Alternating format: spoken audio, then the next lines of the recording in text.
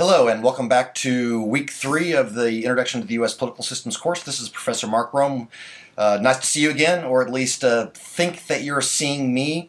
Or actually, you will not be seeing me this morning. We're going to do a different kind of video today. I'm going to just show you a couple screens and talk you through what political scientists call an analytical game. It involves two players, the Congress and the President. Carefully chosen because we are going to be considering both congressional politics and presidential politics this week.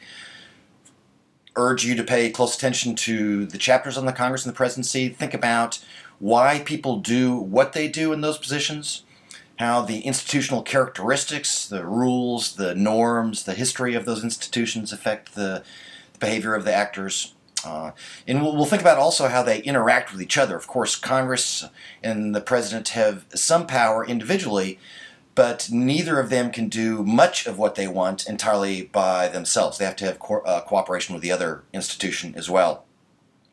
Yeah, I know in this course I'm talking with you much less than you may have been used to having a professor speak with you, but the advantage is that you hear a lot of other really great political scientists and see other kinds of videos, other kinds of exercises in this class as well. So I hope that you don't mind if I'm speaking with you briefly each week.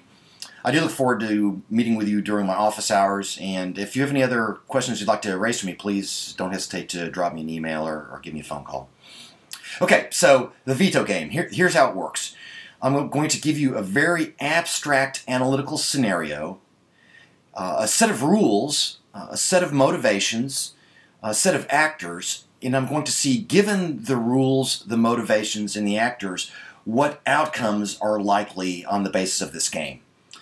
And I'm going to give you 3 different scenarios initially showing what Congress and the President might do under different circumstances.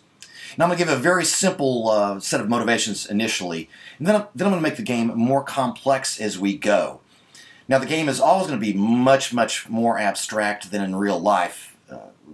Actual life is complicated, and analytical games are simple based on rules. Well, you've played Monopoly, I know. Monopoly in some ways replicates what things might be like on Wall Street or in the real estate industry, but clearly are a very simplified version of it. Okay, here's how to think about the veto game. We're going to say that Congress and the President each have a policy goal and a policy preference. That is, if they could do what they wanted on their own, they would simply select the policy that they prefer. And the way that we're going to do this is we're going to say there's a policy dimension, and the policy dimension varies from left and right. So we might think of this as the most liberal end on the left and the most conservative end on the right. And to simplify it even further, I'm going to just give you an example. Think of this as tax policy. So right now, let's say the tax rate is 25%, and we can think about making it liberal by raising the taxes on the wealthy. So let's say the Congress prefers to have taxes at 50%, or we could cut taxes. Let's say the President wants the President's preferred policy is the conservative one of 0 taxes at all.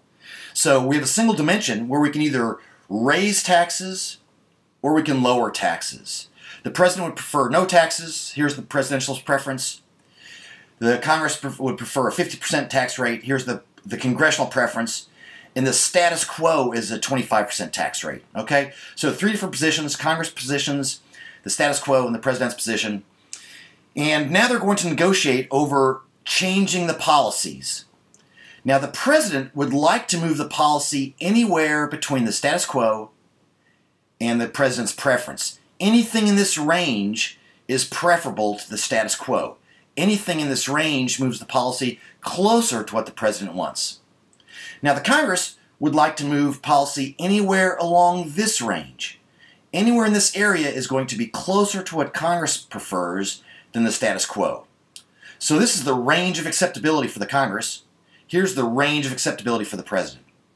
Okay, if they only care about policy, each wants to get the policy that they prefer, what's going to happen? Well, of course, nothing.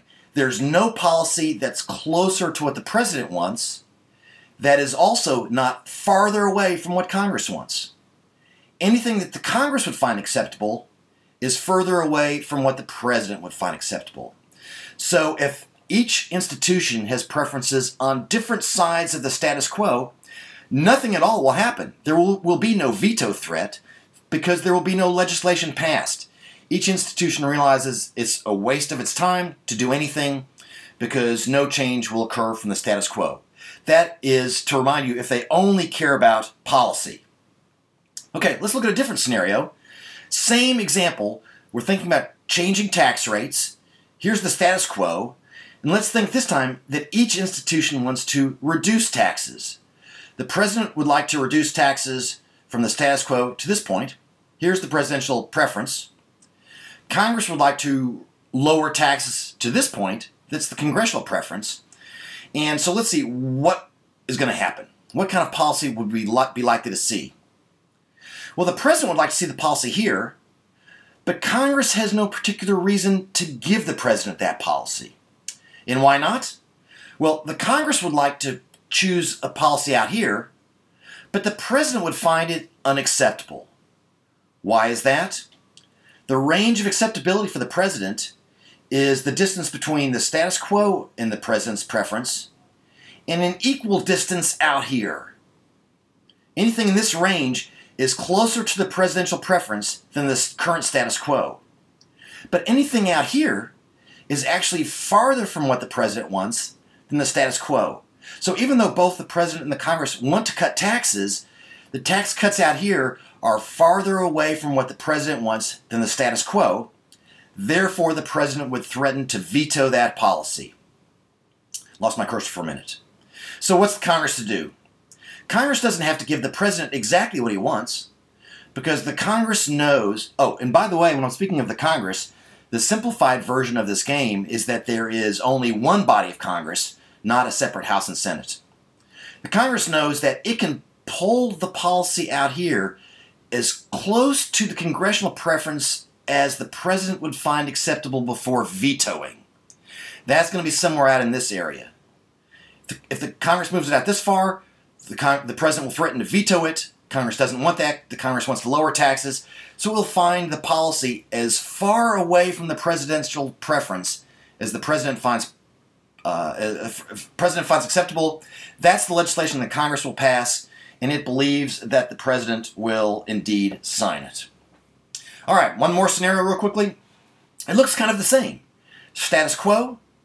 Both the Congress and the president want to cut taxes. The Congress would like the policy to be here. The president would like to be the policy here. What's going to actually happen? Well, it looks like the same as the previous possibility, except in this case, the Congress will simply enact the policy that it wants without making any compromise to the president. Now, why is that?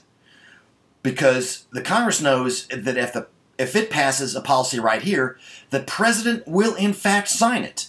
It's closer to the president's preferred policies than the status quo. And Congress has no incentive whatsoever to move out here. Why would it move closer to the president if it knows it can do exactly what it wants and the president will indeed sign it?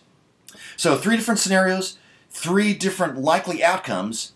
No change from the status quo if they're on different sides of the status quo. A compromise if the Congress and the president are split, but the Congress is further out than the president. And a decision for the congressional preference if they are on the same sides, but the president is more extreme than the Congress.